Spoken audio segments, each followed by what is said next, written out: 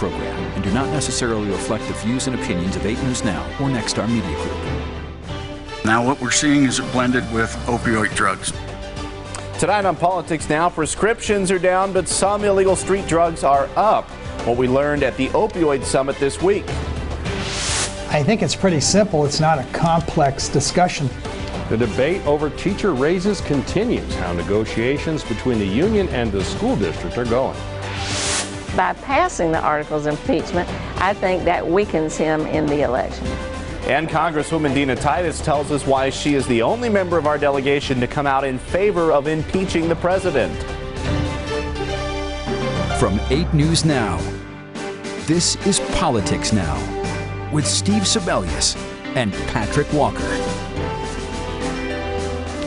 Drug overdose deaths are falling in Nevada, but illegal street fentanyl is becoming more of an issue. Thanks for joining us. I'm Steve Sebelius. And I'm Patrick Walker. Several hundred stakeholders met this week at the Tuscany Hotel and Casino for the state's second opioid response summit.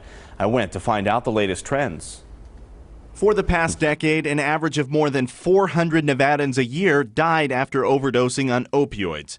But it's getting better. After a myriad of changes on a number of fronts, that rate dropped to 356 last year. Fentanyl is becoming more prevalent, however. 77% of overdoses include more than one drug. Now what we're seeing is it blended with opioid drugs, fentanyl drugs, generally speaking. While methamphetamine continues to be the #1 deadly street drug, prescription drugs, including opioids, were the most common causes of death among accidental overdoses. Over an 18-month period from January of 2017 to June of 2018, 384 people died from accidental overdoses of various substances. Prescription drugs accounted for nearly 2/3 of them. Since then, officials say opioid prescriptions are down from 88 per 100 people, among the highest in the country, to 55 per 100 people, something they call, quote, unprecedented. What we have seen is that the providers have really carried the water on this and have altered the way that they've been prescribing. The state continues to focus on prescription drugs. Attorney General Aaron Ford filed suit against more than 40 manufacturers, distributors, executives, and pharmacies. We're actively serving these defendants, and we anticipate in short order that case getting going full steam ahead. The crackdown has had some unintended consequences, though. Legitimate pain patients have had a tough time filling prescriptions. State officials say they are seeing some progress addressing that. We are hopeful that some of the clarifications that were done this session will help ease some of the burden for implementation. Well, this summit follows one that was in 2016 under then-Governor Brian Sandoval. That one led to changes in state law the following year. Information from this one could inspire new laws in the next session in 2021. And negotiations for Clark County School District teacher raises are ongoing. The Clark County Education Association and the district met this week about the salary bump and other requests to avoid a potential strike. Here's 8 News Now reporter Kristen Drummond. Taking a hard stance. It's all or nothing. During contract negotiations with CCSD. We expect one meeting and done. John Velardita with the Clark County Education Association says the district needs to address the request or the teachers union may strike. Both parties meeting Wednesday afternoon to discuss 4 issues, including the 3% salary bump for all educators. So we're on a second year of a 2-year freeze, so that's due to people. Look, these folks are in their first pay period of this school year, and when they get their check, there's not going to be any raises. Along with the raises, the union wants an additional 2% that accrues for a teacher's time in the district. Other demands include the district contributing roughly 4% more towards health insurance premiums, and lastly, a pay bump as educators advance professionally, whether it's training, getting a master's degree, or college credits. So they have to invest time and resources out of their own pocket to achieve that. And at the end of those 3 years, once they've completed that, they're promised an advancement on the salary schedule. The district says lawmakers did allocate funds for the 3% hike as well as 2% raise for tenure, but adds in a statement, these raises are still subject to collective bargaining and must be negotiated. The district is beginning negotiations with all bargaining groups, which also includes changes to benefits and health care. I think it's pretty simple. It's not a complex discussion to have. A discussion long overdue for some teachers who want those benefits now. Kristen Drummond, 8 News Now. Well, the district says all employee raises will happen after they finalize the collective bargaining process. If contracts establish those pay raises back to July 1st, then there will be back pay. Nevada Congresswoman Dina Titus is the first member of our state's congressional delegation to come out for impeachment hearings against President Donald Trump. She's also leading an investigation into the emoluments clause, which Titus says sounds more complicated than it is here. I asked her about both of those things. You recently have called for the impeachment of President Trump. Initially, you were not in favor of it, but you now are in favor of doing that. What changed your mind? Well, I wanted to be very deliberative about it, take my time and look at as much evidence as possible. And so I didn't rush into it. But now I think it's time. After the Mueller report came out, and it was just so obvious that the president had lied to protect his own self-interest, that I think it's time to do it. I'm conducting my own investigation as the chairman of the subcommittee on infrastructure that looks at public buildings. And so, of course, the old post office is a public building that's now the Trump Hotel, so it's the whole emoluments issue. And I wanted that to play out some so I wouldn't make myself moot. But what happened was they just stonewalled us too. They wouldn't send us any information, ignoring subpoenas if we issue them. So it's time. Yeah, and so it was the findings of the Mueller report that really changed your mind about whether or not to come out and support an impeachment. Well, I think that was just the breaking point. You know, it had been building. When that happened, it's like, what excuse do you have?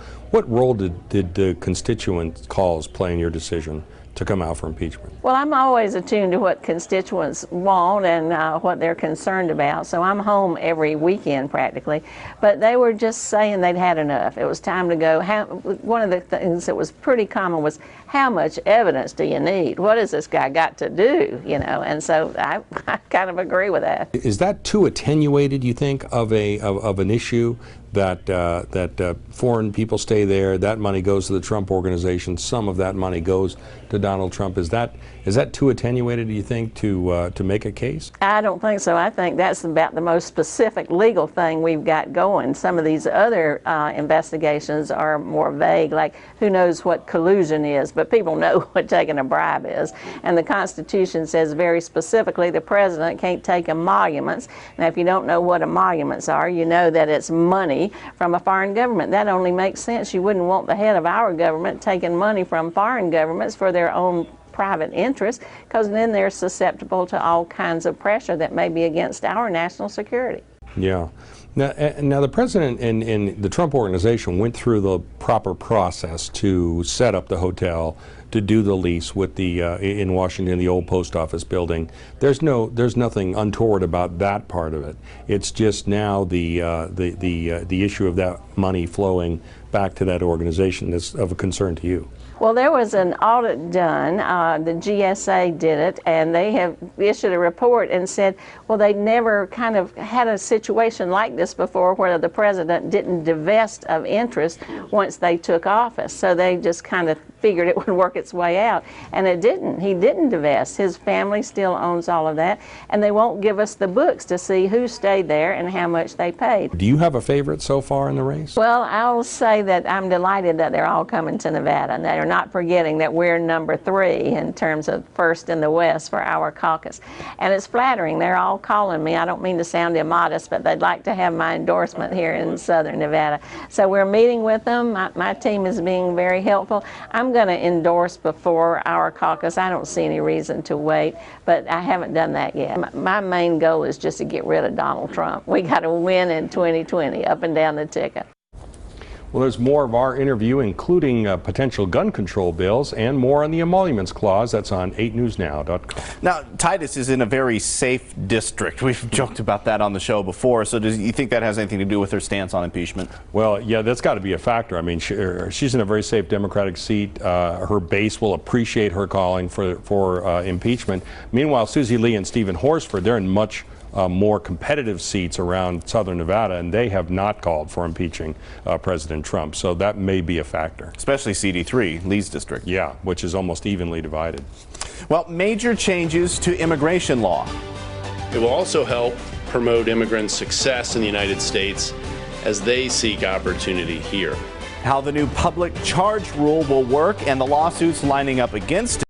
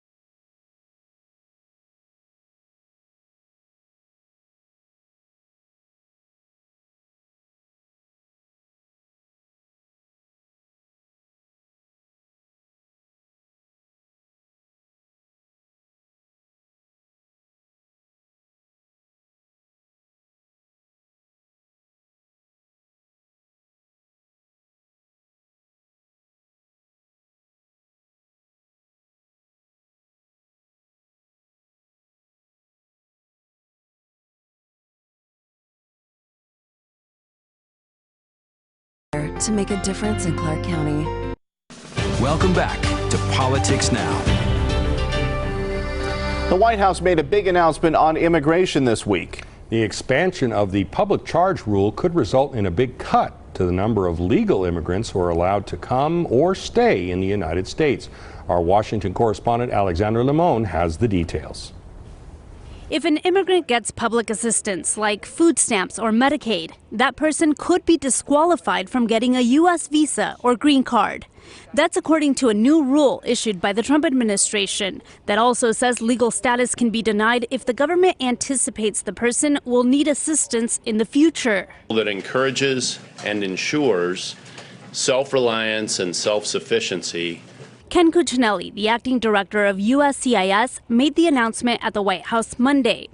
He says the rule isn't just good for the United States, it's also good for immigrants. It will also help promote immigrants' success in the United States as they seek opportunity here. The rule does not apply to those seeking asylum, but the restrictions will affect other migrants receiving a single type of assistance for 12 months in a 3-year period.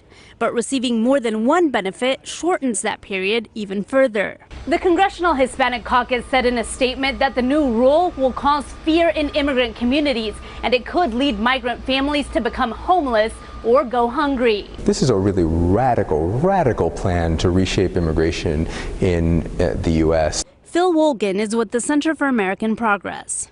Trump keeps saying that he wants legal immigration, and yet this literally penalizes legal immigrants who have done everything right, waited in line. The National Immigration Law Center calls the new rule a wealth test on immigrants, and the group plans to file a lawsuit to stop it from taking effect. In Washington, Alexandra Limon. Well, Nevada's Attorney General Aaron Ford signed on to a lawsuit for the state of Nevada against that public charge rule. So how will these lawsuits play out? I asked Alex. The rule change is facing some legal challenges as well. What is that looking like? Yeah, there's already several lawsuits that have either been filed or announced. One of them by a group of 13 states that's being led by Washington State's Attorney General.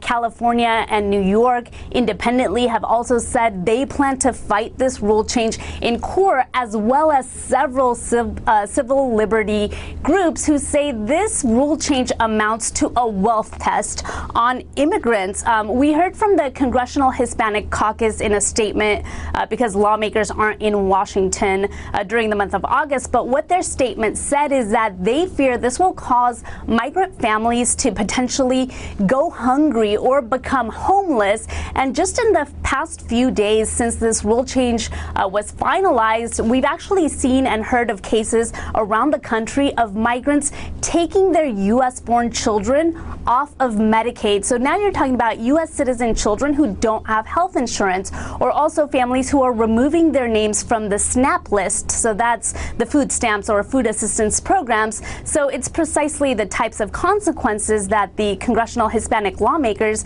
said they were worried about.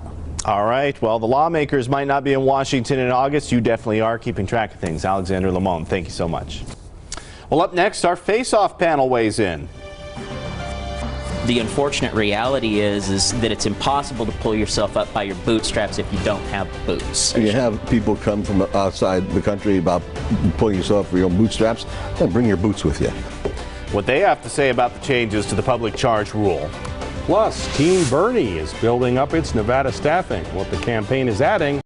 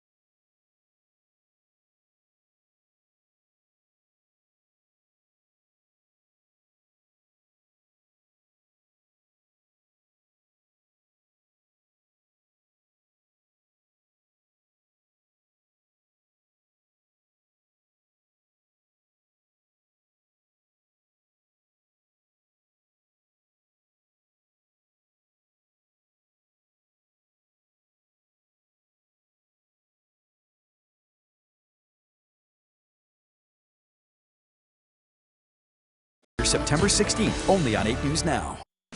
You're watching Politics Now.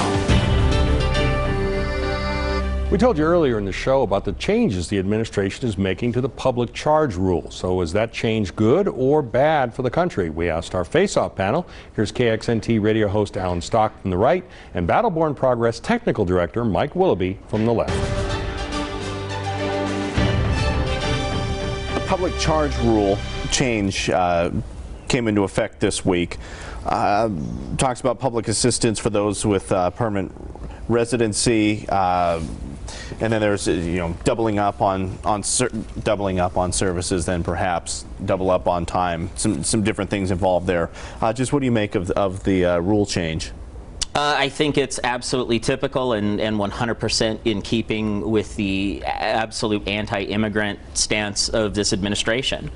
We've spent a lot of time watching this administration move the goalposts about their views on immigration, and now we see it's not just undocumented folks coming in. Now they're going to go ahead and target folks that are here legally, that came here the right way, and all of this, and they're going to go ahead and go after these people. It's disgusting and it's anti-American. We're basically putting in a means test now for whether or not you can come to this country, and it's deeply wrong and wholly unsurprising to me. Were you surprised that this talks about this change applies to people with permanent residency, legal permanent residency? You know, no, I certainly don't, I don't think it's not anti-American. It's very American what's going on. And I'll tell you why. We never intended to have people be admitted to this country from any part of the globe and then get on these programs, multiple programs, and multiple programs for multiple years, being admitted and getting the free education, free food, free being able to vote in some cases, by the way, around the country, as well as a free education, everything else. We never intended that to happen. The administration has said, and rightfully so, regarding this issue, that we're not anti-immigrant. We're glad to admit them. We want these immigrants to stand on their own 2 feet. We want them to stand on their own 2 feet. And that's how it was again 130 years, 120 years ago or thereabout. Now, with this public charge rule, we're looking at an additional 10 million people that are here legally in this country, potentially going without, you know, pretty basic stuff. We're talking about Medicare and Medicaid here for these folks. This is pretty basic, right? So it's, again, I don't necessarily know that that going back to the immigration laws of the 1800s is necessarily the direction that we want to be going in this country. The unfortunate reality is that it's impossible to pull yourself up by your bootstraps if you don't have boots. You have people come from outside the country about pulling yourself up for your own bootstraps, then bring your boots with you. I'm not talking about going back to the 1800s. I'm talking about enforcing the law that was initiated in the 1800s that's still applicable today. It's still on the books today. What we have done is flout that law. And again, both sides of the aisle have done this. I'm not just blaming liberal, progressive, socialist Democrats. I mean, Republicans have been guilty of doing this also. So I fault the leaders for not willing to take a strong stance against not only illegal immigrants, but immigrants in general. You want to come to this country, you stand in line, do it the right way. Chances are people are going to come in, welcome them, but you should have a job, you should have a sponsor. Well, you can also watch the panel debate who should lead Nevada's Republican Party and if a domestic terrorism law should be created. That's all on 8newsnow.com. Look for politics news under the News tab. All right, this is The Race Now, where we update you on the 2020 races. The Bernie Sanders team opened 2 new offices in Nevada, bringing its total to 6 here in the Silver State. The newest Las Vegas field office is on Decatur and the 215. The campaign also launched an app to go with it. Former Georgia gubernatorial candidate Stacey Abrams says she will deploy, quote, voter protection teams to Nevada and other states. Abrams has claimed that voter suppression was the reason she lost the Georgia race. She applauded changes made by the Nevada legislature this year. And Democratic candidate Amy Klobuchar was in Las Vegas this week speaking at a union event. It was the 32nd convention for the International Union of Painters and Allied Trades here in Las Vegas. About 1,000 delegates were in attendance, and in addition to Klobuchar speaking in person, Bernie Sanders, Pete Buttigieg, Elizabeth Warren, and Cory Booker spoke by video conference. So, Steve, the candidates, they're starting to really beef up their operations here in Nevada. The other talk this week was about Warren having such a huge operation that's been up and running here now for a little while. Yeah, absolutely. She probably has the largest operation at this point. There was a Politico article that pointed out that she has staff also in a lot of the rural parts of Nevada. Kamala Harris probably poached more of the top-level talent in Nevada. People have worked on other races and previous campaigns. Harry Reid himself has famously said that boots on the ground are far more important than television ad campaigns. We'll forgive him for saying that about television, but the people knocking on doors is really important. Yeah, we saw a lot of that, especially in this last election cycle. Well, building infrastructure to help tourism. What Congresswoman Susie Lee says a bipartisan group has cooking.